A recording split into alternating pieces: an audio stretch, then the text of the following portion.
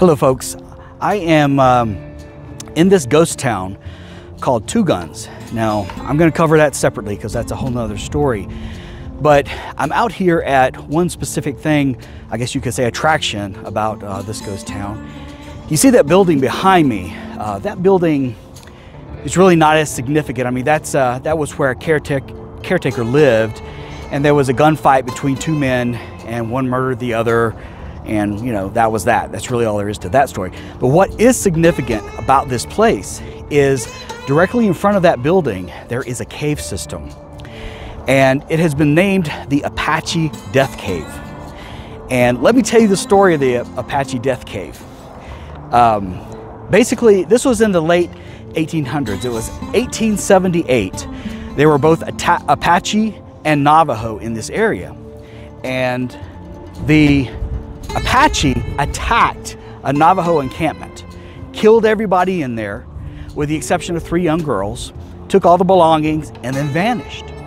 So the Navajo, naturally, they wanted to get revenge. They looked and could not find the Apaches. And so basically some time passed, and the Navajo thought, well, maybe the Apaches have left the area. Maybe we don't have anything to worry about. But then there was another strike against a Navajo encampment. So they knew the Apaches were still around, they just couldn't find them. So they sent out these, scouts and search parties and everything, and all the trails leaded to dead ends. So they'd have, for example, they'd follow, the footprints to a river or something like that. They just couldn't find them. So eventually, one of the scouts happened to be in this area here, and he felt some heat coming up from out of the ground, and he smelled some smoke. And so he investigated a little bit further and found that the Apaches were living in this cave system. In fact, it's such a big cave system, they even had their horses in there with them. So, the scout went back to the Navajos and told them the whole story, and they snuck up and attacked. There were 2 sentries, 2 guards at the very front of the opening of the cave, and they instantly killed them. And then they got all this brush and wood and everything, and they put it at the very front, the mouth of the cave, and they lit the fire, trying to send smoke in there to cause the Apaches to run out. So the Apaches could see what was happening. They knew they were trapped. They really didn't have a whole lot of water. They just had a little bit of water for drinking, to put out the fires. So they used whatever water they had to put out the fires, and then they slit their throats of their horses and used the blood from the horses to continue to put out the fires. Then they dismembered the horses into large pieces and stacked them up at the entrance of the cave to try to seal it off, to keep smoke from coming in. But there was really no use to this because, they were trapped. So they eventually, one of the leaders got out and, surrendered and, begged for mercy and said, is there anything we can do to have you stop this attack? And the Navajo, they had actually been known for negotiating every now and then, like let's say in return for some land or for some belongings. And the Navajo said, well, we may be able to work out some deal, but it'll be really contingent upon us getting those 3 young girls back that you kidnapped. Those 3 young girls had been killed. So that set the Navajo off. So they started firing into the cave. They built more and more fires to smoke them out. So the Navajo came back and checked on it, and after about a day or 2 they could hear the Apache inside singing the death songs. So they knew the end was near. So eventually all 42 of the Apaches died inside, and so they removed the seared horse corpses from the entrance, went in there, took all belongings that they could find, and then just abandoned the place, left the bodies in there and everything. So the other Apache in the area consider this a cursed land, and no Apache is to enter that cave again. And it was a big massacre. I mean, you can decide for yourself whether it was deserved or not. But anyway, that cave is there. So this little ghost town called Two Guns, that was their attraction. And this was in the 40s. I do believe, they started giving tours of that cave down there. So I thought what we would do is we would go, I would crawl through that cave and show you what the inside looks like. And I've done some reading about it, and I mean, you know, some people are too scared to go down in there, but hey, you know, how often am I going to be in Winslow, Arizona and have this opportunity? What is it? Did you look it up? No. Oh, okay. There's a cave down there, and it's a pretty big cave. I was just thinking about going down there in it.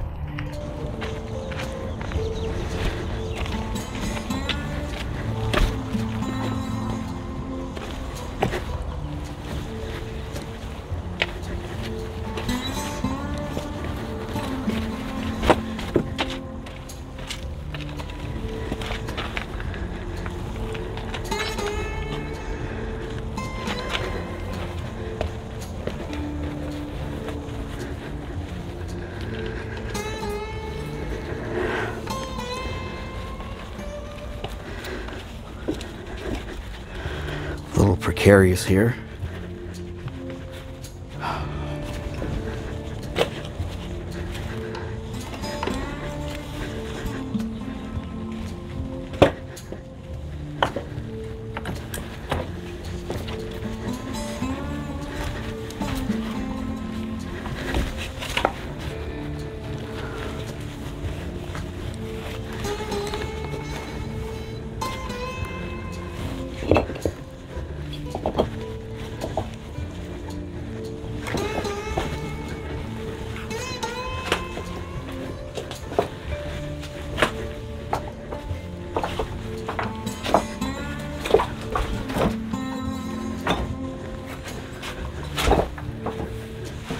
Oh, it's cool down here.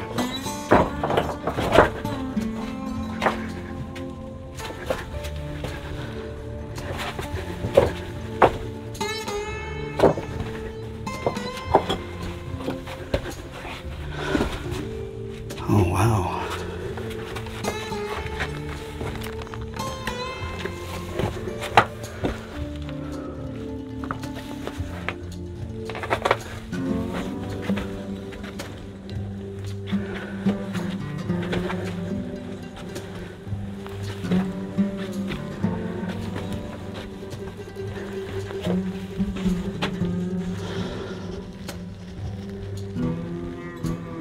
See some sunlight up there.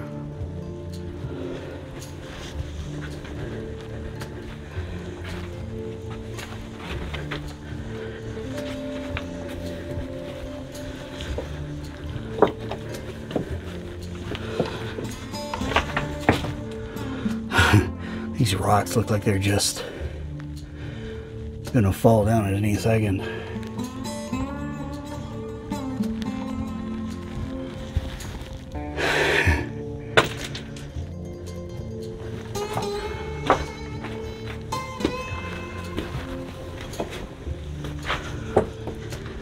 Looks like that's another route you can take in there. Look at these rocks right here.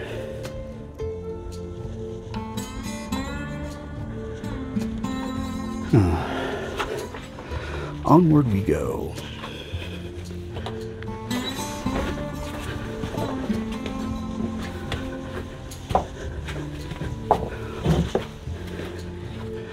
So that is one massive rock right there.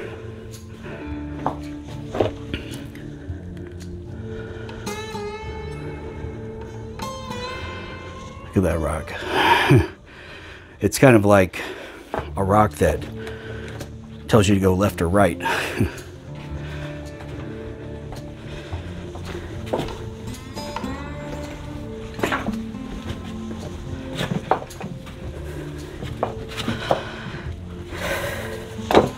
I can see where they could fit horses and 42 people down here.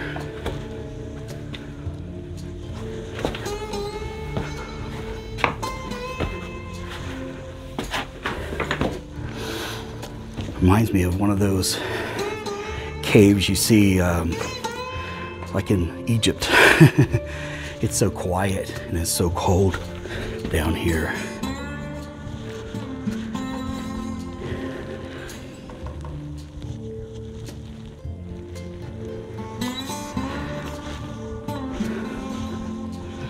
They say that there are ghosts ghosts of the Apaches that haunt the place.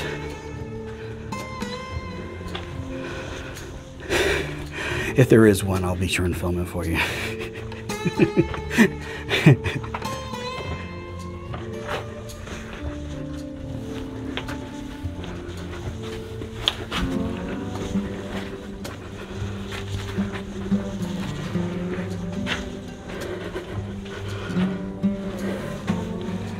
Looks like some kids have been down in here. There's some beer cans.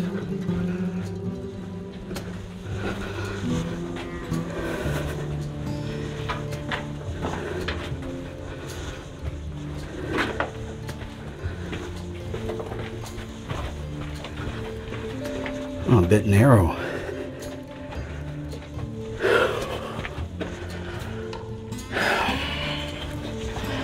I don't know if I can get through here. Yeah, I can't really go. Well, let's rephrase that. I'm not going to go through there. A little bit too narrow for my tastes.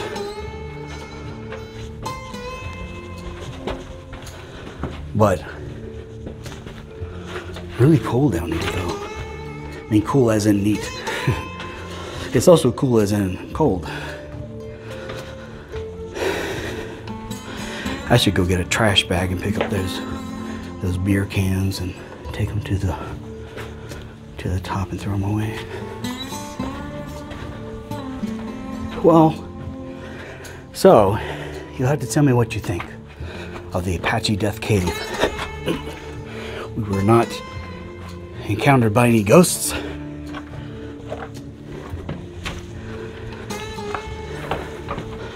Looks like they had something to hang items on.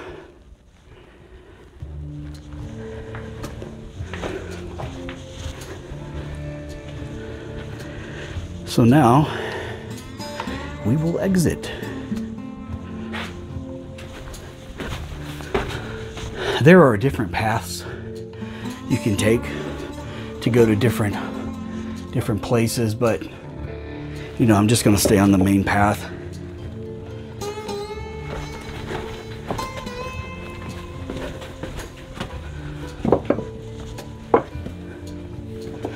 You know, I was doing some reading on this, and they said that that this cave system actually goes on for miles. But there had been so many, I guess, landslides and so forth over the ages since the 1800s that a lot of it was blocked off now, you know, completely inaccessible.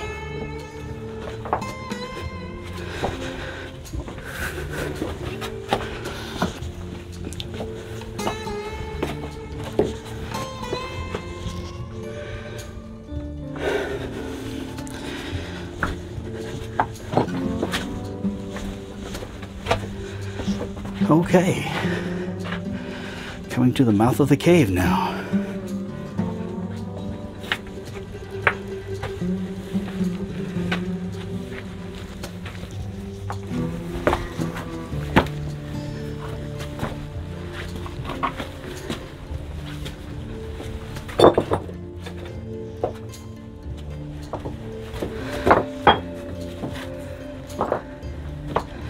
This was totally worth it.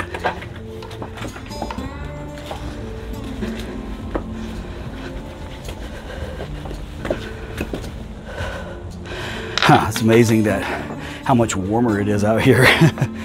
When I was at the mouth of the cave there, it was like a heater with the wind just blowing in. All right.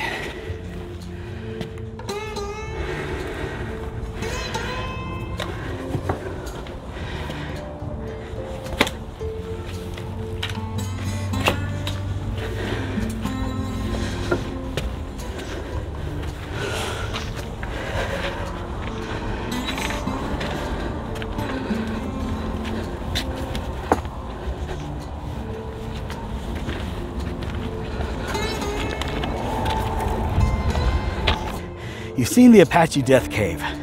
So now the question is, would you have gone down into it?